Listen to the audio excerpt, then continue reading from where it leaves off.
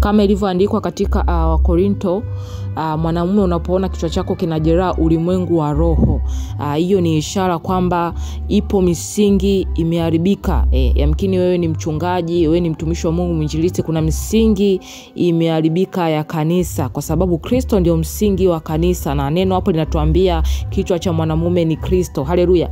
Maana nyingine ni kupotosha maandiko, kwa sababu Bwana Yesu Kristo ni neno. Sasa jeraha inamaanisha uharibifu. 3, inamaanisha kwamba unamwaibisha Kristo.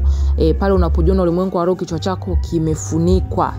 Yamkini huku mwilini unafanya utumishi, lakini matendo yako hayaendani sawa sawa na kama mtakatifu wa Mungu. Kwa hiyo Mungu atakuletea maono umefunika kichwa, kuonyesha kwamba anavyokuona ulimwengu wa roho ni sawa sawa na wale ambao wanafunika vichwa, ambao ni kinyume na maandiko. Nazungumzia kwa upande wa wanaume. Kwa hiyo unamdhalilisha Kristo, unamtukanisha Kristo, unaleta aibu katika kanisa lake. Umeokoka lakini unajiona ulimwengu wa roho umevaa kibaragashia. Hiyo inaashiria kwamba upendi kutafuta ushauri au kuongozwa na Roho Mtakatifu, bali inaweza kwa kujua au kutokujua roho chafu zinakutumikisha au zinakushauri katika utumishi wako. Kwa hiyo mwisho wa siku ni mtoto ambaye baba yake ni Ibilisi, humilikiwi na Bwana Yesu Kristo.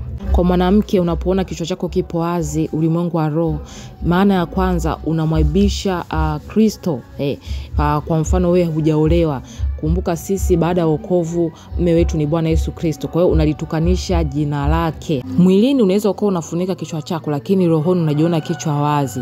Kama umeolewa, hapo unamwaibisha mume wako. Na sio hivyo tu, ukiona kichwa chako kina jeraha, inamaanisha kuna uharibifu umekusudiwa kwa mume wako. Kama ni mtu ambaye ameolewa, ila kama ambaye hajaolewa, upo uharibifu umekusudiwa kwa misingi ya kanisa kuharibika. Kama ninavyosema, misingi kiharibika, mwenye yake atafanya nini? Sasa mkini ni muombaji, Mungu anakuonyesha kichwa chako kina jeraha ili uombe misingi ya kanisa. Haleluya. Kama tulivyoona katika Isaya sura 30 mstari wa 1, unajiona umevaa wigi, umesuka rasta, hivyo ni vifuniko bandia. Kwa hiyo Mungu anakupa taarifa kwamba yapo mashauri yanatoka kwa Ibilisi, yamkini anakuongoza pasipo wewe kujua. Haleluya.